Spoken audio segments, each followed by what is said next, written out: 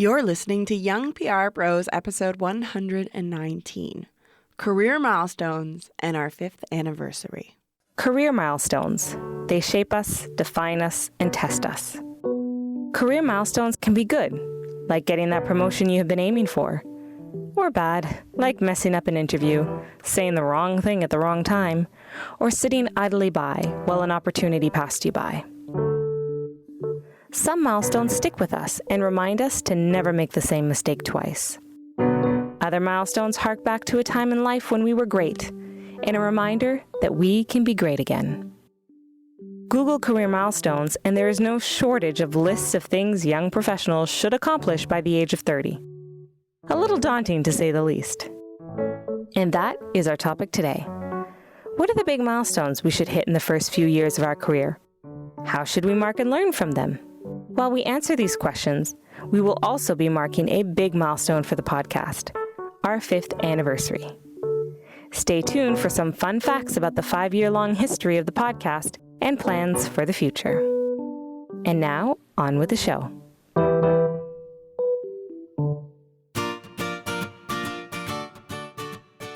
Hey, podcast listeners, if you're enjoying today's episode, which you obviously are because you're here, please leave us a review on iTunes. It really helps others discover the show and helps us keep doing what we're doing. Thank you in advance.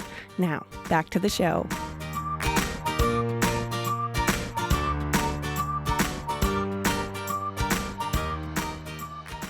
Hi, ladies and gentlemen. Welcome to Young PR Pros, a podcast for the young and young at heart PR pros looking for tips and advice on how to build and advance their careers. I am Christine Darbell in Ottawa, Canada. I'm Julia Kent in Halifax, Nova Scotia. I'm Ross Simmons, also in Halifax, Nova Scotia. And I'm Claire Bonnyman in Toronto, Ontario. So welcome everyone to this really awesome episode. I'm so excited to be recording this. Can you believe it? 5 years, guys. No. 5 years we've been around. Cannot believe it. I know. Insane. And seeing as we're celebrating a pretty big milestone for Young PR Pros career, I thought today we can actually just talk about career milestones in general. So let's kick it off right away. I'm curious to know what everyone's biggest milestone moment was in their career. So let's start with you, Ross. What was the biggest milestone that you wanted to celebrate in your career? Whoa, no pressure. Put me on the spot first. Let's see. So I would say the biggest milestone was a pretty recent one. I tried to kind of push myself to have big milestones as much as possible, and it would be last year I had a chance to speak at a industry conference called MozCon, which was about 1,600 people, one of the biggest conferences I've ever spoke at, and it went well. I had a lot of positive feedback from the speakers. I got a chance to be on stage with a lot of people who, for my early days of my career, I looked up to and kind of studied what they were doing in the industry. So having the opportunity to share the stage with some people who I've admired for many years was a huge milestone for me. Cool. What about you, Julia? What is your biggest milestone? Holy, I would say it was the transition from really being a young professional to being a senior professional and having younger professionals seek me out as a mentor. I can't pinpoint an exact moment, but now I'm a seasoned senior PR pro, and I can't pinpoint exactly when that happened, but that's a huge milestone. I've transitioned into the person that people come to for advice rather than the one always seeking it. Yeah, it's always a good feeling. Mm-hmm. What about you, Claire? What's your biggest milestone? Well, it's really predictable, but probably my biggest milestone was my first byline in a major publication.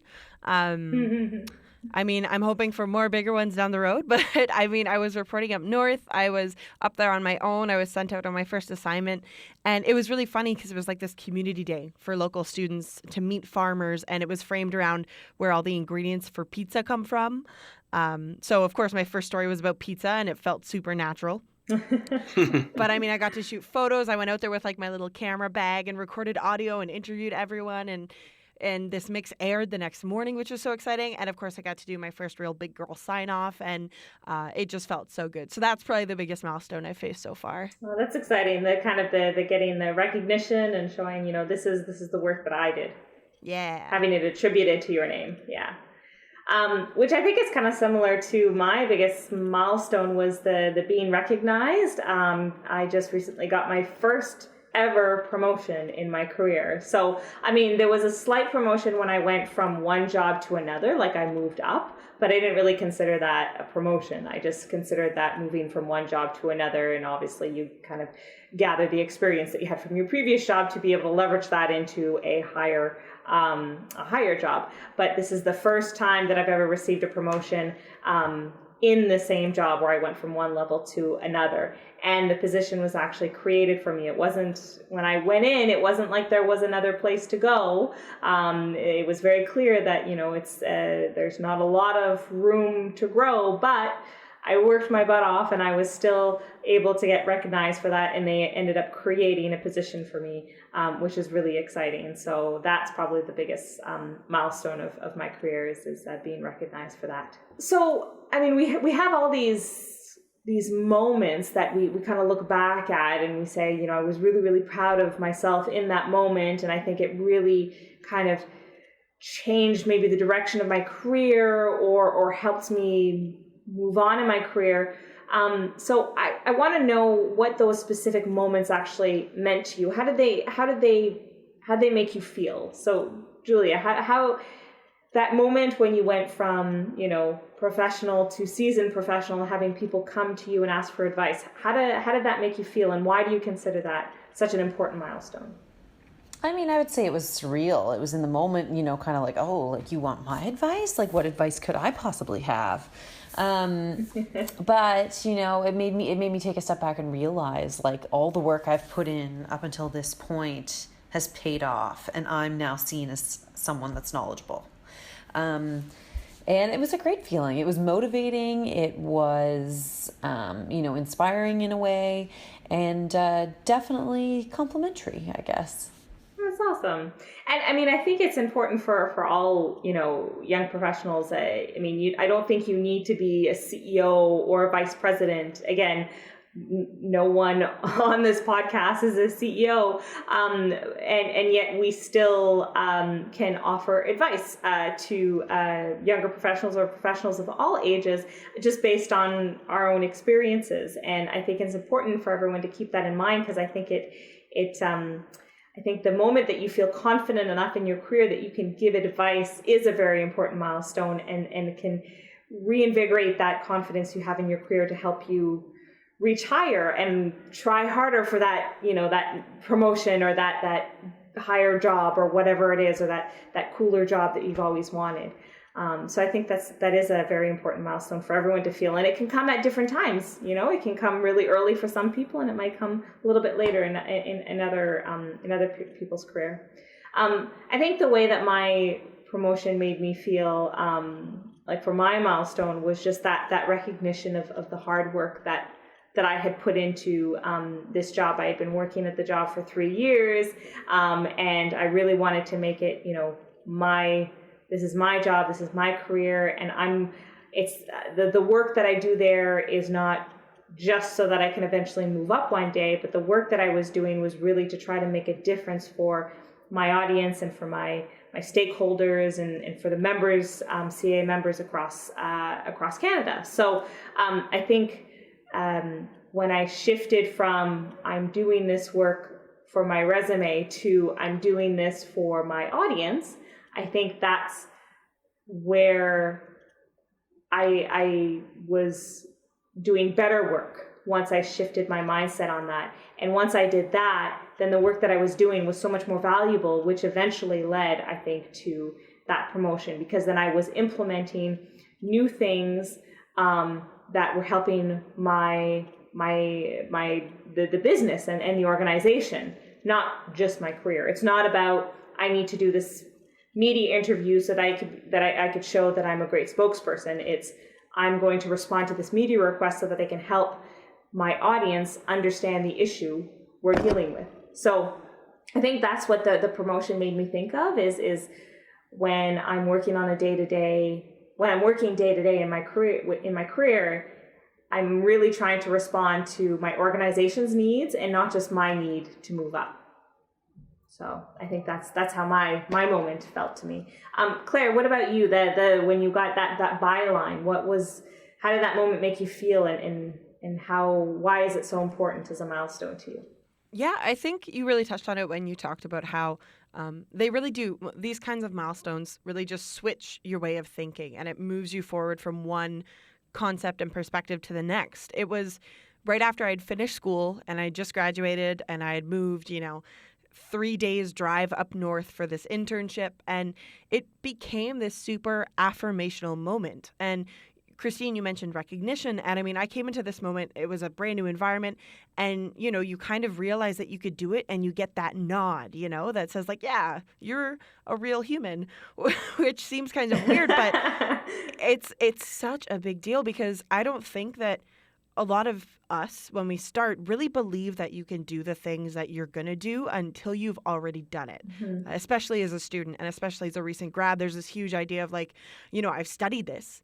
I've done it in the classroom, but like I've never really done it, so I don't know if I can. And so I think those moments and that byline, it becomes this hugely powerful moment where you finally know that you can do it because now you've done it and you can finally see yourself as the professional that you've been working so hard to become, and you realize all the skills that you have do translate over, and it shifts your perspective from I hope I get to do this to I can do this. So all to say, it's like it was a huge moment, and I think the power of those moments is in the way that you feel and the way that translates to what you do after those moments. So definitely, yeah, the affirmation moment I think is important to building that confidence you need to move forward.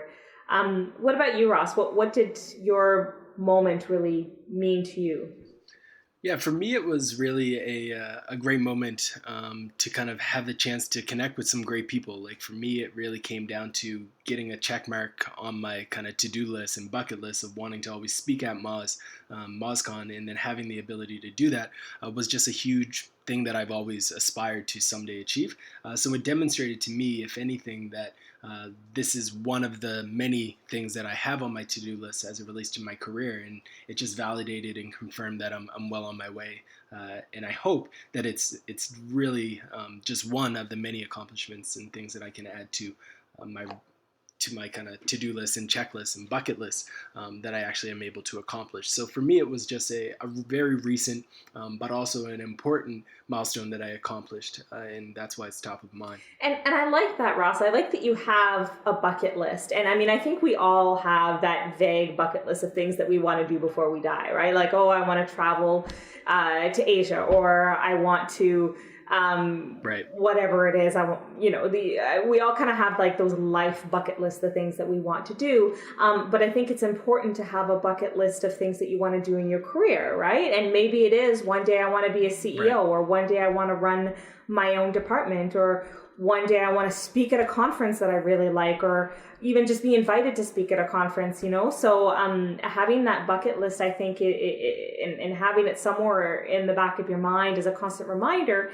maybe kind of helps you continually try to achieve those goals. And again, some of them are, a bucket list is a bucket list, right? You may do it before you die, you may not, but it's that aspiration that, one day I'd love to do this, right? And we should have that in our career. We should have that aspiration in our career. And if it happens, it happens. And if it doesn't, well, we're not everyone's going to finish everything on their bucket list, but we can always try to fill it as much as possible. So exactly, 100%. And I think that it's important to have those types of goals. Like I have a pretty hefty list, and they give me a reason to wake up every morning and do what I do. So as I start to accomplish them, and I see those check marks happen, it demonstrates that I'm going the right path. So for me, I love the process of moving towards an end goal, a goal that might seem out of touch and might seem too big in the eyes of many, but in many cases it's those things that you kind of set your eyes on and you kind of work towards every single day that can give you opportunities that will allow you to kind of share the stories that all of us have just done. Yeah.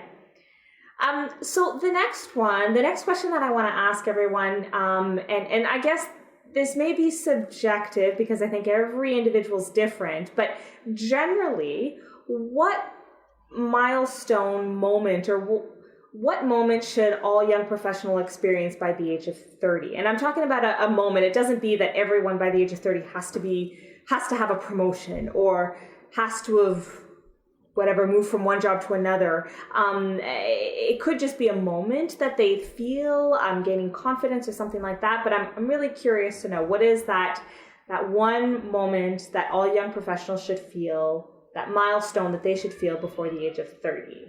So I'm going to put Ross on the spot again. You go first.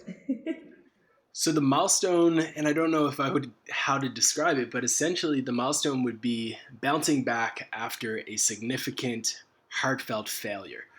I think that is a milestone that everybody should try to have before 30. And if you're not taking enough risks in your career, in your life. Like, you need to fail at something really hard to a point where you kind of say, like, that sucked and this was very horrible, and like maybe you lose some sleep over it. But then from that point on, like, you have to find a way to bounce back. And when you have that one moment when you bounce back after that failure, you kind of go to the next level. And I think that is a moment that in your career is really important. And you should try to have at least that experience of going from failure to success at least once before the time you hit there. I think that's important, Ross. I think it's slightly scary to think of, oh my God, I have to fail. Because I mean, I'm sure there's a lot of people who listen to the podcast who are like, but I'm an A+ student, I don't fail, right? But right. I think you're right. I think we do have to fail and have that sense of that sense of failing something to know how to be able to move forward and to be better after that, right? So it is a scary thought, but I think it's a very important moment. So that's a good one. Julia, what do you think? What is a milestone moment? I was going to say make a mistake, but that's in many ways what Ross said. But I think you need to have made a big mistake that you're just like, whoa, I really screwed up, and to have learned from it. And, I can count how many big mistakes I've made on one hand, thankfully, but they were all defining moments in my career that really propelled me on the right path. Good. And Claire, what is the one milestone moment you think that all professionals should experience by the age of 30? So I think everyone has kind of taken a very serious tone, which I'm not against, obviously. Those failures and stuff are very important. But I think as someone who still has quite a ways to go until they hit 30 and is thinking about the positives, I am really looking forward to that kind of, and I'm using air quotes here, but like big girl purchase moment. It's actually something that but hear me out though, like, because it's something I actually talk about with quite a few friends, because it comes up as we're in school and we're like, man, I can't wait to be a real human. But it seems super materialistic, but it's actually super symbolic, because it's that moment when you've made enough for yourself that you can buy something for yourself that you don't necessarily need, but something that you want. And I've had friends who have hit it already, and I'm super jealous. And they did something like they bought a nice watch or a leather work purse or, just a nice, new, clean, white shirt for themselves. And it's about hitting that moment where you've succeeded enough not only to support yourself or reward yourself, to support yourself, but to reward yourself. And I think it's, whether it's like a big girl or a big boy purchase or whatever, whoever you are, it's something you should do for yourself once you've hit that point. And it doesn't have to be like an over-the-top thing, right? Like, you could just buy yourself a really nice bottle of wine, or like stop buying Smirnoff if you're into vodka. But it's, I love this. It's that moving on moment, right? No, but it's true. I think about this all the time. It's that idea of, it's a signifier of adulting, that you're kind of growing up and you're moving on and you've succeeded enough that you deserve a reward and you get that reward. And I think it's that feeling of reward that I am really looking forward to. I love that. I think that's a really good milestone moment. It is a positive milestone moment, is the moment that you can reward yourself. I agree. It's true. You got to treat yourself. Yeah. It is important.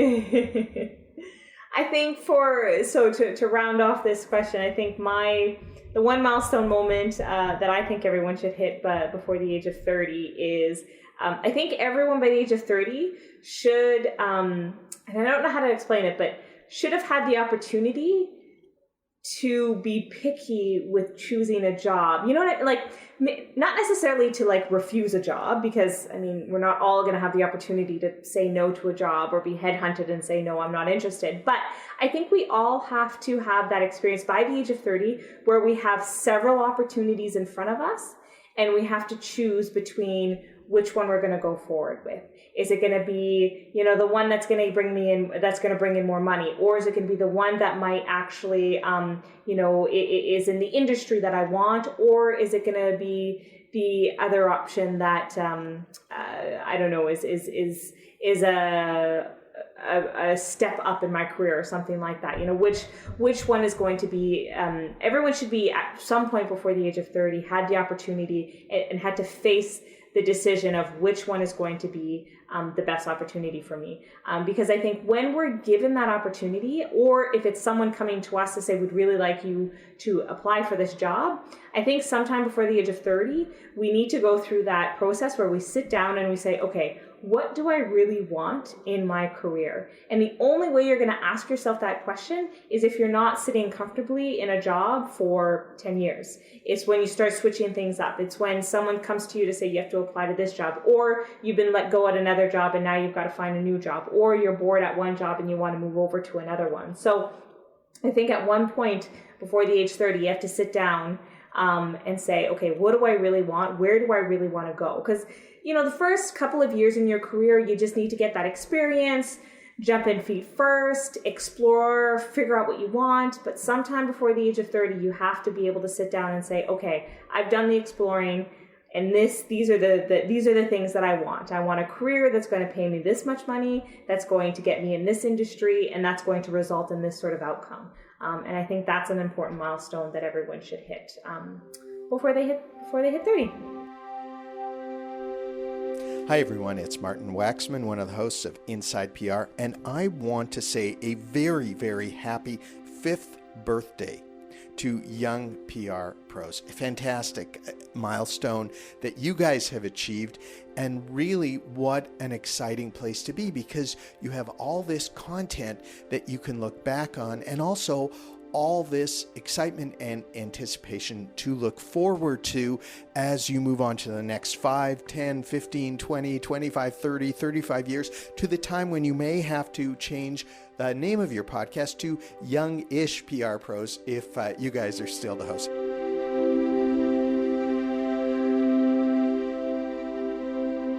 So, Young PR Pros is turning 5. Can you believe it, guys? 5. It's crazy. 5 years. Nuts.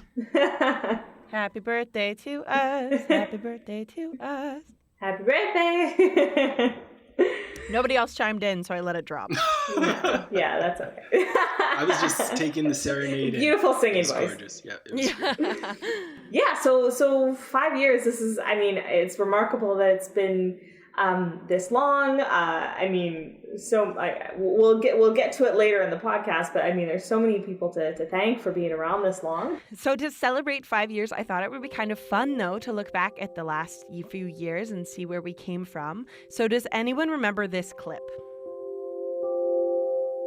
You and I, of course, we met in person for the first time, but we really started to connect over social media. And that's what the interview is today, about how social media has helped you connect with other people in public relations throughout your student career. So first, when did you start getting interested in social media? What kind of piqued your interest to get on board? Well, I really started getting involved in social media in around 2007 in high school when Facebook came out.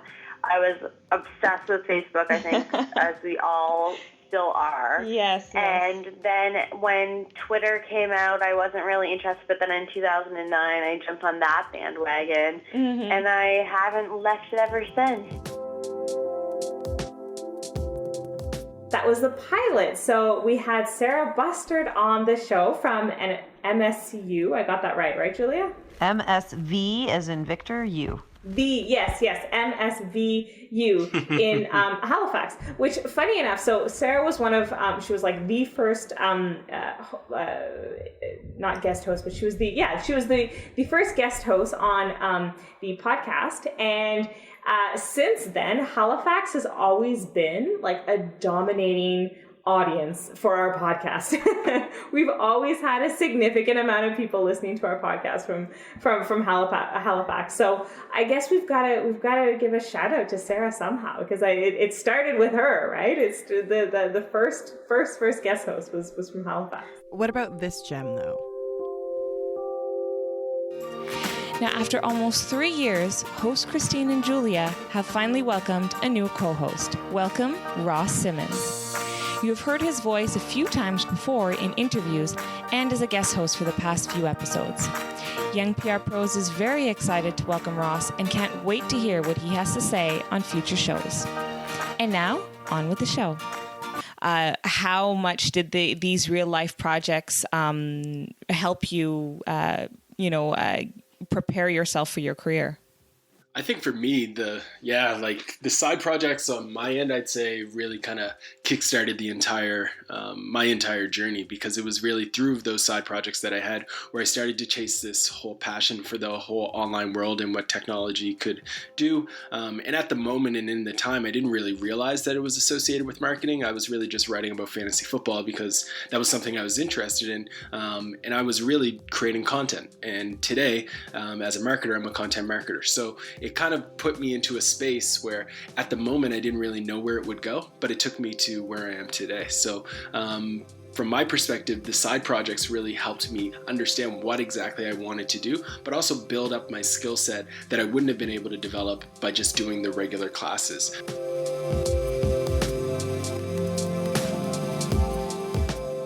So that was your first official episode, Ross. So you get to reminisce now. That's awesome. It was definitely crazy jumping in and joining you guys for the first time. I remember that podcast like it was yesterday, and time is definitely flying by. It doesn't feel like it's been that long. And it was a great episode. I really enjoyed it. I was a little bit intimidated. You guys were pros at this, and you still are. So me being the newbie jumping in was definitely a little bit intimidating. I can hear, even when I listen back, a little bit of quivering in my voice. So I'm glad to still be on. Oh, you're too humble. No, you're too humble, Ross. You were like the rock star that we brought on to our show, and we're just like, oh my God, I can't believe we have the Ross Simmons on our show. Like that's how I felt when you came. I appreciate it. Well, it's been fun, and I look forward to the next 5 years. Yes. Okay, but this was a funny episode. So today we thought we would actually recap on a question that we asked on our Facebook page about handshakes. So a while back at the beginning of the podcast, we were actually talking about tips for interviews. And one thing Julia said was to actually have a really good handshake. That kind of caused a little bit of a debate between the three of us, including Molly Magasco, one of our previous hosts. And then we thought we would take it out to our audience, to you guys, and see what you guys thought about it. So here is basically overall what everyone thought. So when we asked the question, do you judge people based on their handshakes? 38 people said yes. Only 4 people said no. You are overruled, Christine. I am overruled. Exactly. So Julia, you get to reminisce about this one. Do you remember the handshake battle? How could I forget the handshake battle? Come on. And at one point that was definitely our most engaging episode. I mean, early on, that was the one that got the most intense feedback. Not only the most intense feedback, well, up until, and we'll get into our top 5 listened episodes soon, but I think probably in like year 2 or 3 we did a top 5, and the handshake episode was the most listened to episode. Oddly enough, this is because, and I'll say it again, handshakes are so important, and most of the world understands this. Yes. And I think this was the one time that we might have like agreed to disagree or something like that. I think this is the one and only time that Julie and I disagreed. Honestly, I don't know why I disagreed with you now that I think about it, because I have had a few recent experiences where I've gone to shake someone's hand and it was just like, it was not like a firm grip. And I'm like, what are you doing? Yeah. Like, you need firmly grip my hand. So I never trust anybody. If they have a bad handshake, I'm like, I never forget it too. So anyways. Oh, good episodes. So we've definitely come a long way since 2012. And in case you've only joined us, and welcome to you if you have, we thought we would dig up through our past episodes. So this is from beginning of time since 2012. The top 5 listened to episodes. So the top 5 most downloaded episodes. You may have already heard these, but if you haven't, make sure that you go to youngprpros.ca after you listen to this episode to check them out. And you can also, we'll put it in the show notes so that you can have access to them. But coming in number 5 is episode number 82, which is Interview Pet Peeves with Tara Lapointe. In this episode, we interviewed Tara, a dynamic marketing and communications strategist with more than 15 years of experience, and also the recipient of 40 Under 40 Award. And she tells us about her pet peeves. I actually, lucky enough, because I still keep in contact with Tara, I ran into her the other day, and I got to reminiscing about the episode, and here's her talking about our number 5 episode. I love people who come prepared. Right? I love people who come with new ideas and new energy and have... I think that's all really good and solid advice, and I still stand by all of that. Good preparation, good interest in the company, that is really what sets certain individuals apart. Number 4 is episode number 114, How to Be Creative. So one of the benefits of working in the industry of public relations and communications and marketing is the ability to be creative. In episode 114, we shared our very own creative processes and tips for cultivating creativity. So number 3 is episode 101, the best PR communications campaign. So I had just come back from attending Connect to Success, which is the University of Ottawa's Public Relations Association's yearly student conference. I interviewed a few speakers and panelists and experts and asked them to share their best PR communications campaign that had resonated with them throughout their career. And can anyone actually remember any of like the best campaigns that we had mentioned in there? I remember the best campaign that I brought up, but anyone remember any of the number 1 PR campaigns that we mentioned? WestJet. WestJet, yeah, it was one of them. Yep, WestJet Ross, Christmas. do you remember yours? It probably was the Old Spice guy, but I'm not sure. Yes, it was. It was the Old Spice. Man crush, that's what Ross has. This is true. And mine was the Apple's 1984 commercial. Right. Which seems to always come up in like best PR campaigns. Number 2, so we're getting almost to our number 1, but number 2, episode number 74, which is Fake Facebook and Twitter Followers, a multi-million-dollar business, which I think is so funny that our number 2 listened episode is all about fake Facebook and Twitter followers in this day and age of fake news. So I thought... it's ironic. Telling of the time that this is very ironic of the of the time. And this was also when we recorded this was on the eve of Facebook's 10th anniversary, which is why we talked about it. And everyone ready for the number 1 most listened to Young PR Pros episode ever is drum roll. Ever since 2012. Well, that's a very good drum roll. Episode 116, Concrete Steps to Help Learn from Your Mistakes. So if you make a big mistake that gets you fired, humiliated, etc., you're never going to make that mistake again because it stays with you. But what about those smaller mistakes, like making a grammatical error in your writing, forgetting to include someone in your email, or miscommunicating an idea? So in episode 116, we give concrete tips on documenting and learning from your mistakes. So I think this is actually a great example, and I'm so glad that this is one of the number one episodes that people listen to, because it's kind of one of the values of this podcast is really how to make yourself better and how to build yourself in your career. And the best way to do that is to learn from your mistakes, as we were talking about earlier in the biggest milestone moments of your career. But just for fun, do you guys want to know what the least listened to episode of all time was? Oh dear. Yeah, sure. Okay.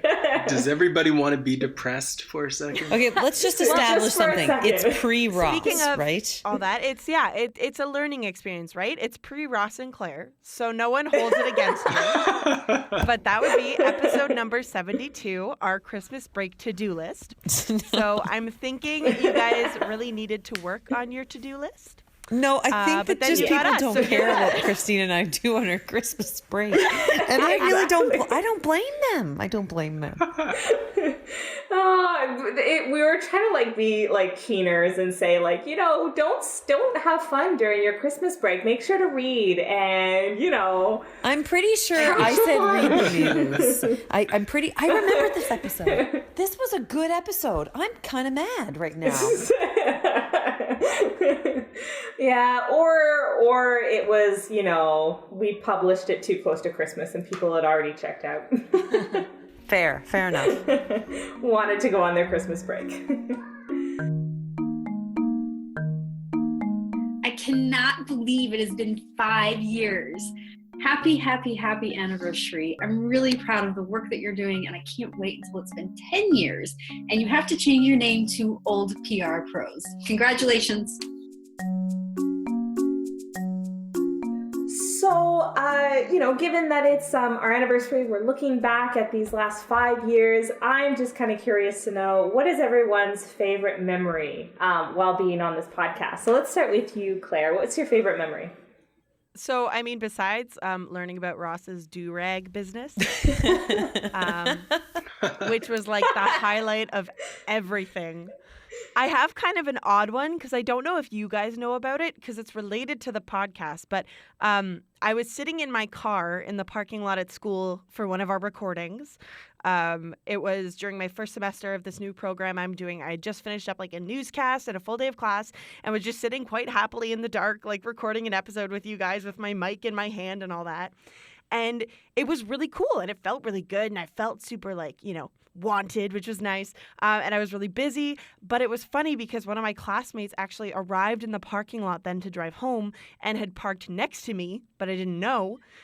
And keep in mind, this was within the first couple months of getting to meet me. So they get into their car, look next to them, and there I am with a laptop, my knees at my chest, a microphone in the dark. My car's turned off.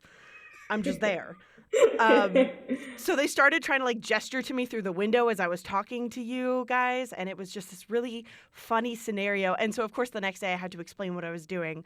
But it meant I got to tell everyone in my class about the podcast. Otherwise, they all would have thought I was crazy. But yeah, that's probably one of my favorite memories. It was this ridiculous scenario, but I was like, I'm having fun. So that's awesome. I love that. What about you, Ross? What's your favorite memory? I think my favorite memory would probably be when everybody was talking about that bulleting journal and I had no clue what it was. That would probably be. Ross, have you started your bullet journal yet? No, definitely no. We'll convert them eventually. Eventually, slowly. Julia, what's your favorite memory? My favorite memory, I don't know if I can we've been around since the beginning, Christine, so I don't know if I can pinpoint one. Exactly. You've been here 5 years. I don't know if I could pinpoint one thing in particular, but I will say something very cool happened just a couple months ago. A girl that went to journalism school with me at Carleton only for 1 year, 2006, contacted me via LinkedIn just a couple months ago and said, I'm doing a master's somewhere, and my prof recommended that everyone listen to Young PR Pros, the podcast, and I was doing so, and I heard your voice, and I thought, oh my God, is that Julia? And I have not heard from this girl. I mean, in a decade. Like, I remember her, but I haven't spoken to her in a decade, and it was just awesome. Yeah. So that was a really cool moment. Yeah, that's cool. Yeah. And it was neat to know. I think it was neat to know that profs are out there telling their students to come listen to our podcast. I mean, that obviously that's what we want, but it's just so great that that's what's happening. I know. It's nice to get that reinforcement and that recognition again. Is that a little bit of a milestone of our own in the podcast is knowing that you know, we're talking to someone. There are people out there listening to us. Yeah, that's cool. I think my favorite moment was probably midway through the podcast when I received someone contacted us through the Facebook page of Young PR Pro's Facebook page from India and said, I'm listening to your podcast and I really, really like your podcast and I'm curious to know if you have any suggestions for a young professional in India. And that was one of those moments where I was like, oh my God, I have no idea. I have no idea what kind of advice to give you, but I am an IABC member and IABC is international. So I immediately turned to that. I went to one of my mentors at IABC and I said, is there a chapter in India? She said, yes. So I got this fan of ours, this listener, to connect with her local IABC chapter. So that she could start networking. And I figured the IABC chapter will probably know much more than I do about how to properly build your career or your PR career in India. But I thought that was really neat. I not in my wildest dreams, when Julie and I first did our recording back in 2012, did I ever think that this podcast would go overseas. And then after I heard about that, the next most exciting moment is when I started to notice that we had listeners from Australia and then Romania and the UK and the US and in South and Central America. And when I realized that we had, listeners all across the world, it was a really, I think a proud moment that our podcast has gone so far. So that I think was probably the biggest my favorite memory, I guess. So I would love to know, aside from memories, what has been everyone's biggest lesson that they've learned while being on the show? I don't know if I could pick one. Like I feel like I take away something every episode, whether it's big or small. I mean, let's not beat around the bush here. Like, yeah, we're doing this podcast so young PR pros learn and, but we're learning as we're doing it. For sure. I don't know. I think the biggest lesson I've learned, that's a tough one, but I'd probably have to go for the importance of failing. I mean, I always vaguely knew that was important, but that's one thing that Ross has kind of really brought on to the show, is that there is grace and importance in failing and being able to turn something around. And I think, especially as I move up in my career, I've realized how important that is. And if you've never failed, then, Ross is right. You're not being risky enough. And if you're not being risky enough, then what's the point? What's the point of all of it? So, I think that's been one of my biggest lessons learned. And like I said earlier on in this episode, it was something when I first heard about it. And I think the first time that Ross had talked about this early on, I don't think I had a big failure to look back on. And I remember thinking, oh my God, I'm not being risky enough. And I was like scared about failing. And then not too long after, I failed miserably at something, but it was a gorgeous failure that I eventually, turned around and was able to dig myself out of the dirt. And then I realized, oh, that's what Ross is talking about. So, I think that's probably one of my biggest lessons learned. What about you, Ross? I would agree with what you guys are saying around over time, there's so many lessons that you take from this, doing this podcast on a regular basis, that it kind of all blends in. But I don't recall exactly what it is, but I'll use the most recent one. And I will attribute Claire to giving me a lot of reminders of things that I've often forgotten over time. Like, she often will bring back some key insights that I remembered early on in my career and that I may have forgotten. So my hat's off to Claire for always kind of taking a very unique and a fresh look at a lot of different concepts, whether we're talking about Reddit or even today where she was talking about the importance of just having that big girl purchase. Those are some cool things that I don't often think about, but again, to think back 5 years ago, I would have been in the exact same mindset. So my hat's off to Claire for always kind of giving those refreshing thoughts that take me back to earth a little bit. Yeah, that's awesome. Yeah, a round of applause for Claire. Ross, you're gonna make me cry. Oh my God. Whew, I need a minute. I think, yeah, I'm with Julia for sure. I think, obviously, I've learned a lot of lessons, right? Like, there's no beating around the bush. I am the most inexperienced person here. And for me, part of joining this team was to kind of like, steal information from you guys. But I think the biggest lesson that I've learned that kind of encompasses everything is that the challenges and the struggles that a lot of young professionals, PR or otherwise, are facing are totally normal. And more than that, that there's no right answer, but there's always a way out. I've been just gleaning advice and wisdom, you guys, and it's been hugely powerful as I go through a lot of these challenges that we talk about in real time. And it is super empowering to know that even though we're all very different people at different stages with different goals and experiences, we all have faced certain challenges and issues. And right now we're all helping others overcome those challenges. So yeah, I think my main takeaway is that you're never in as bad a place as you think you are. And there's always a way out of the tough stuff, as well as someone, or in this case, 3 people, for me at least, willing to help you get through and get out of that tough stuff. So my hat is off, to steal one of Ross's terms, to you guys for offering all the great advice that you do. Aw, guys, I love this. This is awesome. It's a great love fest. It's like warm fuzzies. Like, everyone deserves a snap. We couldn't have arrived here if it weren't for each and every listener. Not only have you kept us alive by giving us an audience, but you've challenged us by asking us important questions that needed answering for young professionals.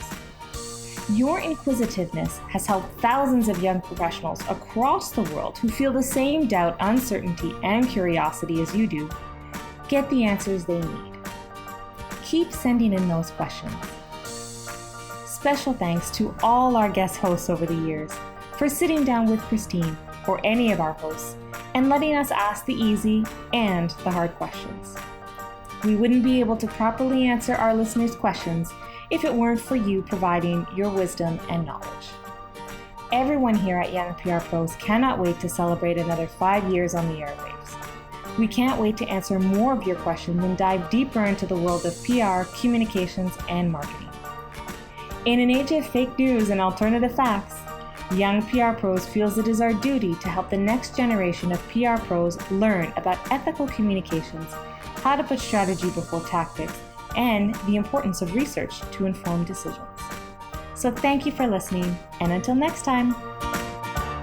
Thanks for listening to this episode and for the last 5 years of Young PR Pros. We'd love to hear from you if you want to reach out. You can email us at youngprpros@gmail.com. Check out our blog at youngprpros.ca, and we're on Facebook at Young PR Pros Podcast. We're on Twitter too, at Young PR Pros, and leave us a review on iTunes. It would mean a lot.